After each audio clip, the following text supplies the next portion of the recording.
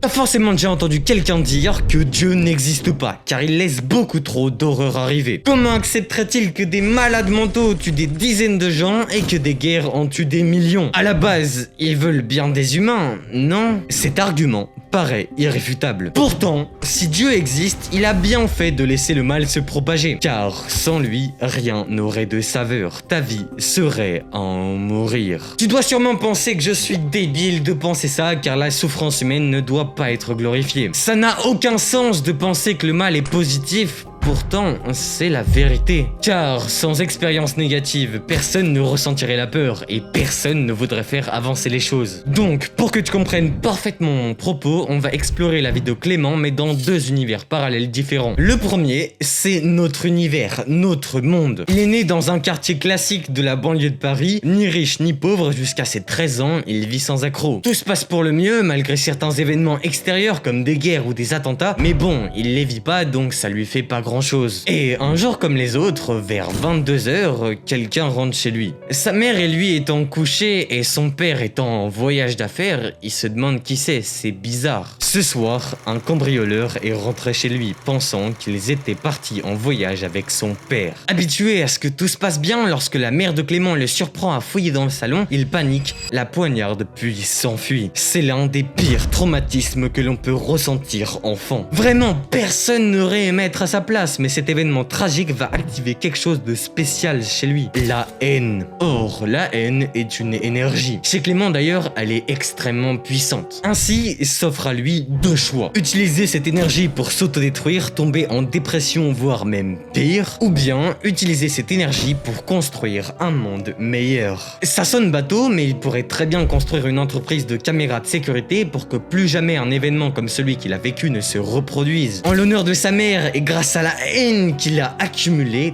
tout lui est possible. Rien ne peut l'arrêter. Mais que se passerait-il si ça n'était jamais arrivé? Eh bien, dans le deuxième univers, il vit toujours dans une famille modeste et tout se passe tranquillement. Mais surtout, la criminalité n'existe plus depuis longtemps. Trop longtemps. Tout le monde a oublié ce que c'est. Les gens ne ressentent plus aucune peur, que ce soit celle d'être à la rue ou bien de mourir. Et Clément a toujours sa maman. Du coup, lui et tous les autres n'ont jamais ressenti le besoin de se dépasser. Il n'a pas construit l'entreprise qui aurait changé sa vie, mais de toute façon, il a déjà tout pour lui. Ah oui, et on dirait qu'ils sont au Moyen-Âge, pourtant on est en 2025. Pourquoi? Bah je viens de vous le dire, personne ne veut ni se dépasser ni construire quelque chose, car ils n'ont rien à protéger. Et ce, puisqu'il n'y a aucun danger. Je sais que ça semble bizarre que personne n'ait voulu le progrès, mais réfléchissons-y. Quelle est la raison qui pousse quelqu'un à inventer un truc? La reconnaissance, l'envie, la passion du métier? Non, la vérité, c'est que pour inventer un truc, il faut une idée. Sauf que l'idée de l'objet ou du service que tu inventes, à la base, elle vient d'une problématique. Comment tuer des criminels? Inventons un pistolet. Comment tuer plus de gens? Inventons une bombe nucléaire. Comment faire masse d'énergie?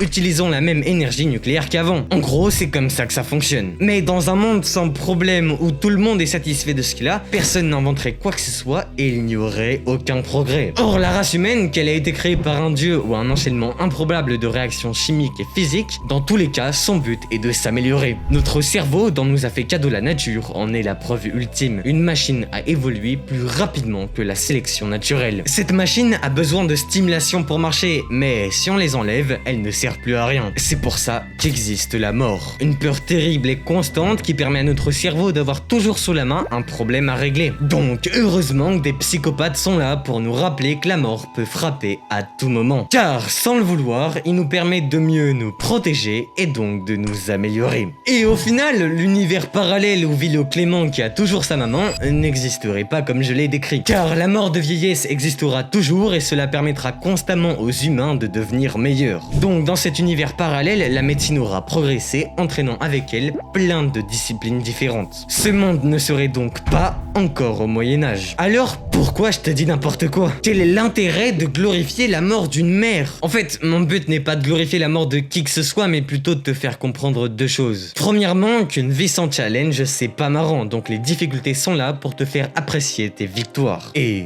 Deuxièmement, que rien n'est fait au hasard. Si tu vis des expériences négatives, c'est pas parce que tout le monde t'en veut, que t'as jamais eu une once de chance ou encore moins que l'univers veut te voir crever. C'est uniquement pour te permettre de te relever plus fort. Je sais que c'est cruel, la mort d'autrui ne devrait pas se justifier par une cause égoïste. Et c'est pour ça que ta cause, tout comme celle de Clément, au final, elle n'est pas égoïste. Si tu réussis, c'est pour servir l'humanité, tout comme il l'a fait avec son entreprise de caméras de sécurité. Et donc, tous tes traumatismes ne te guident qu'à un seul but, améliorer l'humanité. Car la nature ne pense pas à l'individu, mais à la race humaine dans son ensemble. Donc, si pour sauver des millions de gens, il faut en tuer quelques centaines, jamais elle n'hésitera. Prends tes problèmes comme des opportunités. Et pour moi, le plus gros symbole de tout ça, c'est Batman. Le gars, il a perdu ses deux parents à l'âge de 8 ans. Et malgré tout, il sauve Gotham à plusieurs reprises. La mort de deux personnes, Thomas et Martha Wayne, aura permis à leur fils Bruce Wayne d'en sauver 30 millions. Ouais, Gotham, c'est pas une petite ville. C'est la représentation parfaite de l'utilisation d'une énergie destructrice pour faire le bien. Ici, la vengeance. Et c'est exactement ce que je vous disais tout à l'heure, la nature préfère tuer deux personnes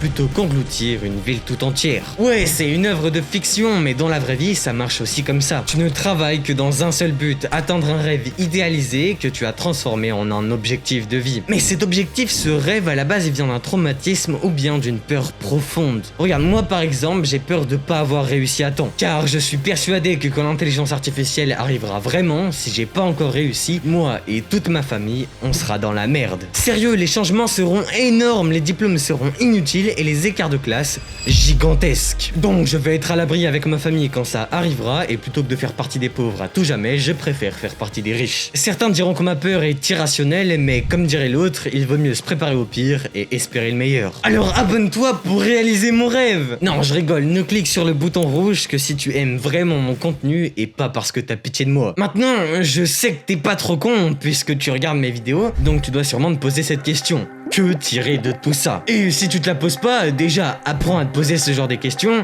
et je vais quand même te donner la réponse. Et je vais même y répondre en 3 points. 3 enseignements que je respecte pas forcément tout le temps mais qui sont super importants. Déjà, sans les bas, les hauts ne signifient rien. C'est comme dans un grand 8, pour prendre de la vitesse, il faut d'abord faire une grosse montée. Et dans la vie, c'est la partie la plus difficile puisque c'est celle qui suit une réalisation. Or, la réalisation vient juste après l'acceptation d'une de tes peurs ou bien un traumatisme.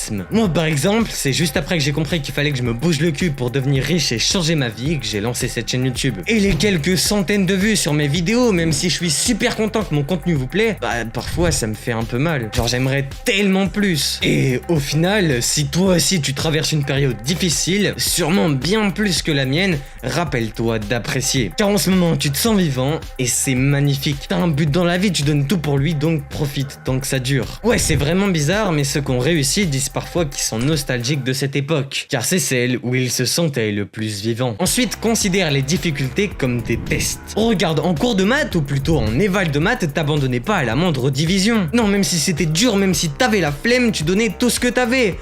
Pourquoi? Tout simplement puisque la récompense en valait le coup. Dans la vie, c'est encore mieux, car tous les problèmes que tu vas rencontrer sur le chemin de la réussite, peu importe tes objectifs, ce sont pas des moyens de te ralentir, mais des moyens de te rendre plus fort. Ne pense pas court terme, pense long terme. Et même si tu veux abandonner, car un événement tragique vient de se produire, continue, car ça signifie que la récompense finale vaut encore plus le coup. Et ouais, comme dit précédemment, la nature pense toujours à l'humanité dans son ensemble, donc si elle rend les choses plus dures pour certains, c'est pour en aider encore plus. Et enfin, si on revient au titre de la vidéo, pourquoi les psychopathes doivent exister? Eh bien, pour que jamais on oublie l'horreur qu'est le crime. Car en se satisfaisant de ce que l'on a, au moindre petit problème, tout s'écroule. Et je parle pas forcément à l'échelle de l'individu, mais à l'échelle d'un pays. Si un pays oublie ce qu'est la guerre, au moindre petit coup de feu ennemi, il tombe. Mais surtout, si un pays oublie ce qu'est la tristesse, comment pourrait-il apprécier le bonheur? C'est cruel, mais c'est réel.